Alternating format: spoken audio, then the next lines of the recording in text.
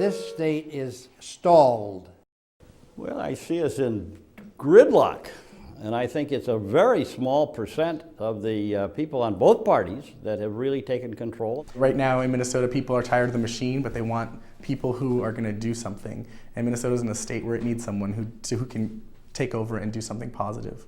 I am so sick of our state government not solving problems. I mean, really, I felt like the last straw was last year when the government shut down without having solved any of our major issues. I heard somebody from the Pollution Control Agency say that when we finally get around to checking all of our waters, and who knows when that's going to be, we're going to have in excess of 10,000 impaired waters. These very main things that government ought to be working on, just notice how little oxygen they get during the average legislative session.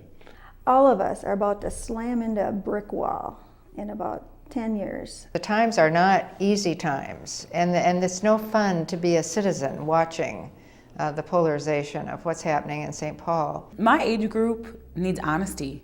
We are in the post 9/11 world. We are in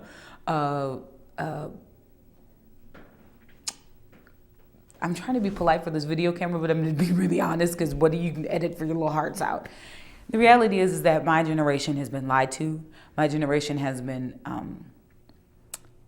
told, in order to participate in government, you need to buy into the polarization. You need to be either really, really left or really, really right. Both of the parties will insist that they're the only viable parties. They're the only parties that can win.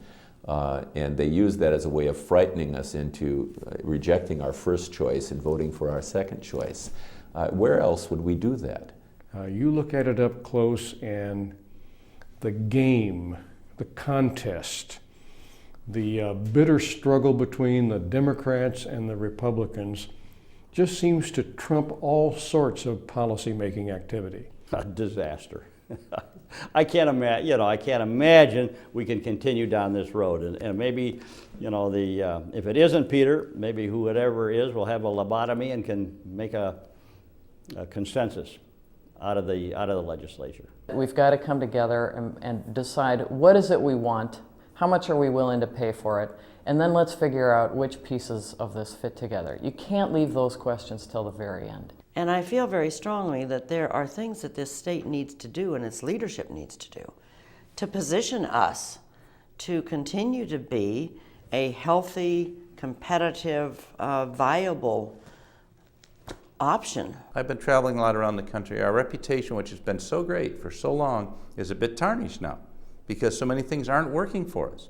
And if we're going to be the leader in the nation in education and healthcare and transit stations, the environment, we need to have a governor who understands these things. So when you go through a session like we did in 2005, it adjourned, leaving most of those main things undone. Now, why is that? How in the world do we have leadership that lets that happen? There have not been, in my judgment, the great clarion voices that a society is deserving of. The great clarion voices who are saying, this, ladies and gentlemen, is where we are. This is where we should go. And the consequence of not getting there makes all the difference in the world to you and to your children.